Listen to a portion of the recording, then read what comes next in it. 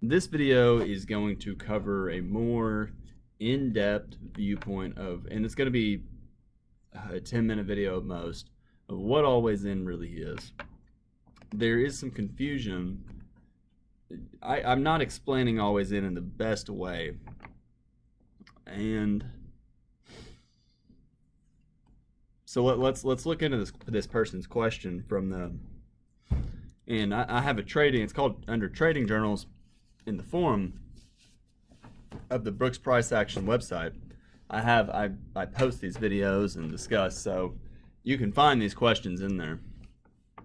But anyways, a group of three people including myself were discussing, and one person asked this question that always in sounds concrete, very concrete and one directional when I talk about it, but it seems so subjective to apply that there's a big risk of it becoming mindless or meaningless or counterproductive.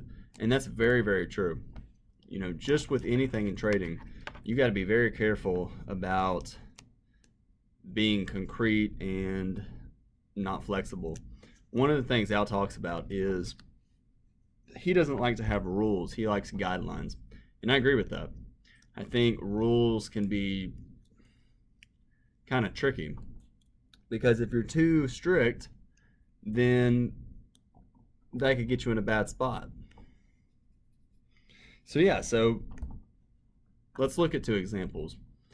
Yesterday, always in on the open was pretty easy, because again, it's about the context. You have a big gap down with tight trading range here, possible final flag. We have a big gap down on bar one. So if you can tolerate the risk, put your stop down here, set a target right here, or enter here, put your stop down here, set a target here, you'll get 1 times your risk. It's a pretty easy trade, but the risk is really, really big. And even Al clarified that on the open today. He said, you know, he advises not taking the trade, and that's primarily due to the risk. If you can trade the E-mini, and he's used to talking about the E-mini, so this would be, you know, $700 risk, maybe more. I don't know how many points this is. So if you're trading the micros, maybe you risk $50.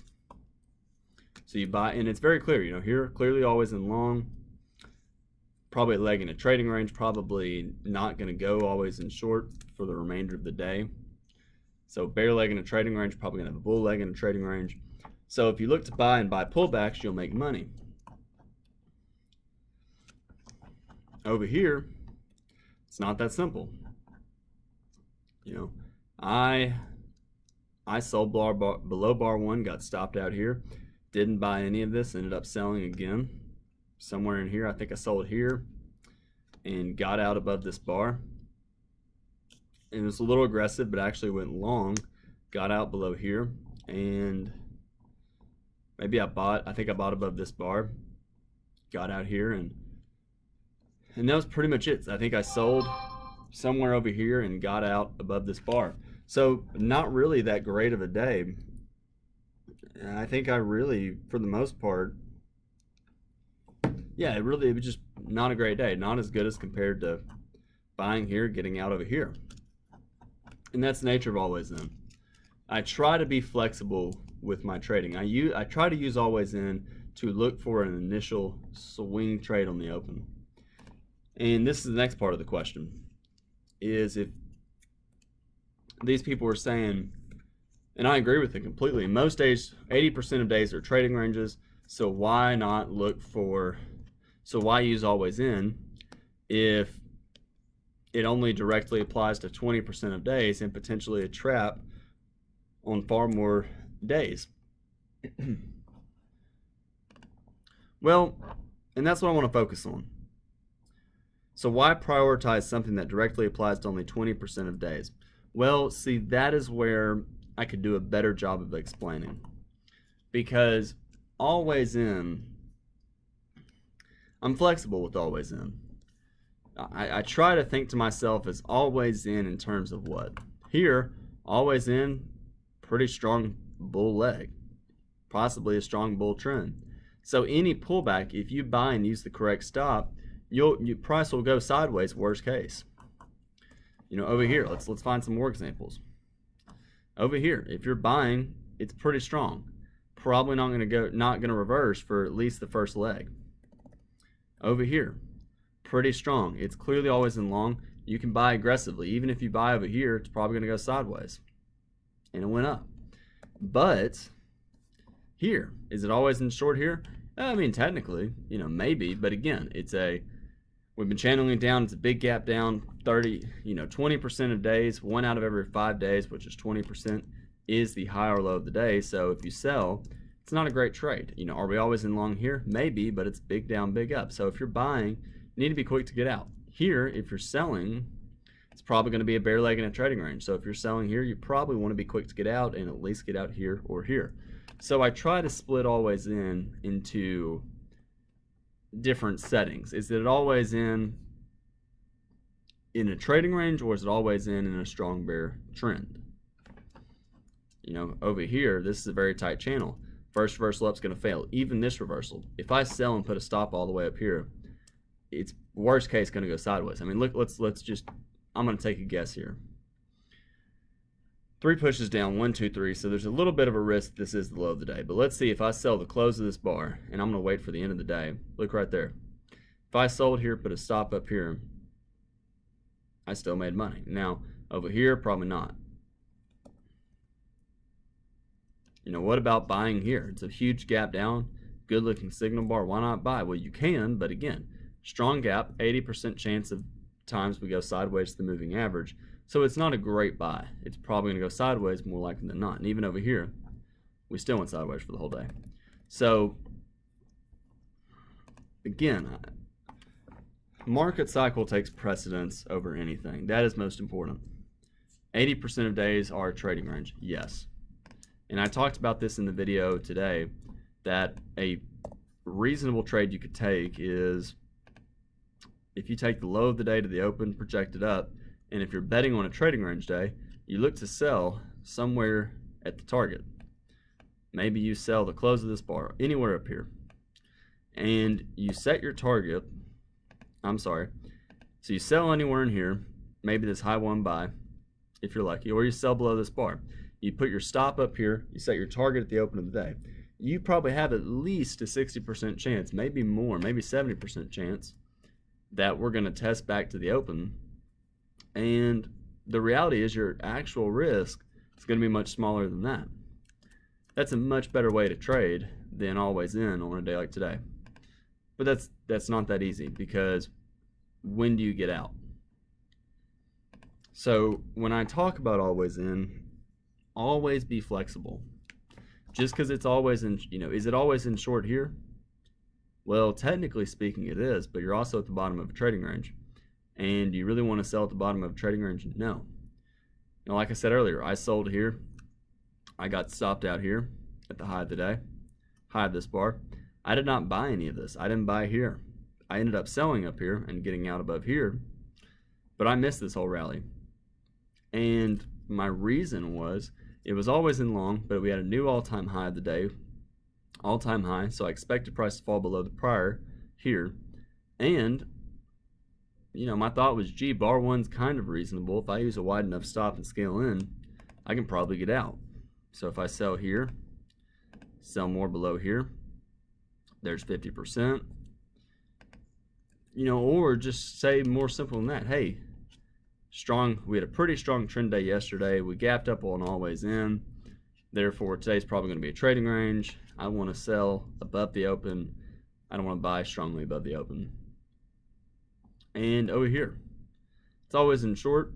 Maybe, but where's the strong follow-through bars? We're getting strong breakout bars here.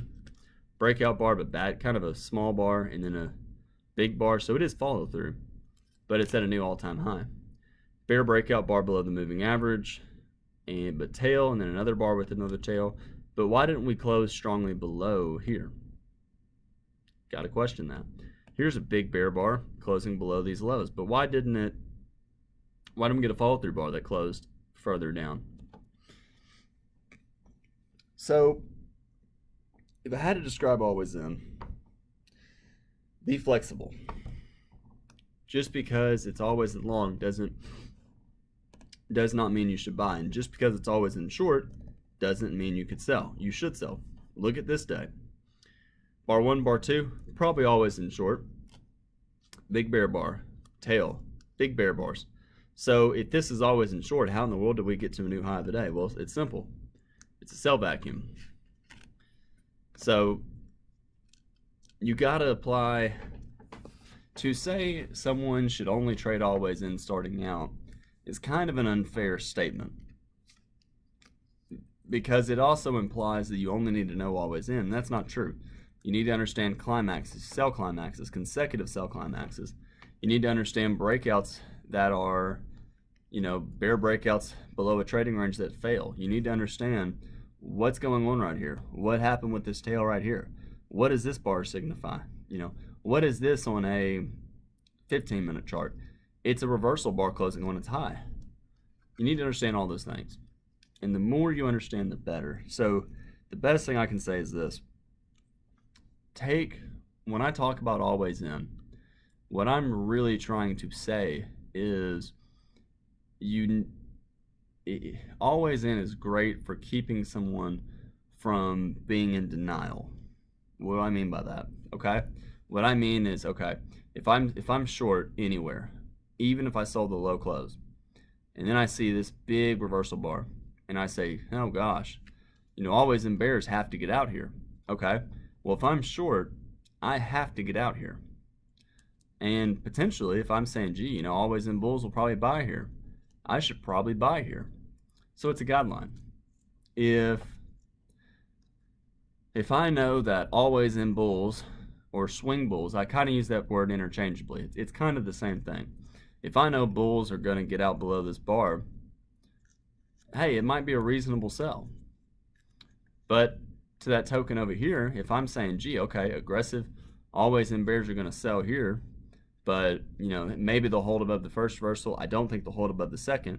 Okay, then I need to get out of shorts above this bar. Even if I sold the low close, I need to get out above the bar, because who knows what's going to happen. And in this case, kept going down. But don't use it as an end-all be-all that you have to follow it, because that's just not true. You don't have to follow it. And quite frankly, you don't need, everybody should focus on, if on an average day, try to make a 4-point swing. If the range is bigger, try to make a 6-point swing, maybe an 8-point swing. Try to wait for something like this and just say, you know what, I'm going to buy this close. I'm going to buy here, put a stop down here, and I'm going to set a target up here. Or say, you know what, and these bars are big, so, on a day like this, it's probably reasonable just to go for 8 points. If I buy this close at 64.50, maybe I go for 72 even, which would be, somewhere right here. Or maybe I say, okay, I'll just go for, here's a breakout, here's a follow-through bar. Maybe I'll buy this close and set a target up here, put my stop down here, and that's it. It's much more important to do that, and it's just more enjoyable. So that's pretty much my whole, here's a good example right here. Trade always in on a moment, on a day like this. You're going to get clobbered. And you're going to have a terrible day, and you're going to get chewed up, and you're probably going to lose a week's worth of profit. I know that because I've done that hundreds of times. And if you trade always in, you got to be kind of reasonable with the day. Okay, here's a gap up. So always in long. Don't want to buy above bar 1. Not really. It's always in long, but I think we'll go to the moving average. So, maybe I buy this bar, okay? Well, if I buy above the bar, it's got a tail. It doesn't trigger. It's got an inside bar. I've got to be thinking, gee, I want urgency. I want to see this. I want to see this or this or this. I don't want overlap. I don't want weak bars. So if I'm long and I see this, and then I see this big bull bar, and then I see this bad follow through, I may just get out. There's nothing wrong. I think a lot of traders, including Al, I call it kind of fishing. They take lower probability trades, However, they're very, very quick to get out of them. And, if Al buys this, he may take part off, but he wants to see this, and then this, and then this, or this. He don't want to see here, doji, the bar triggers, closes as a doji, bull breakout bar, but couldn't close above the high of the range, then bad follow through, then almost outside down. That's weakness. So if I was taking this trade, I'd, maybe you buy here, and then maybe you get out below the bar. I would personally probably just try and get out anywhere. I would just try and cover commission and say, hey, that's not a good trade. Do I sell here? Not really. It's more or less trading in the middle of the range. What about buying here? Well, you're buying at the top of a trading range. It's not a good trade. What about selling? Not a good trade. What about here? Again, middle of the range. What about here? Well, this is more reasonable. It's at the moving average, but it's not great. And all through here. The only difference here is if I turn this into a line chart, and hopefully I don't lose my place, we gapped up, and we're really just going sideways above the moving average, on top of it. So again, context matters. So I hope this helps. Let me know if you have any questions. Thanks.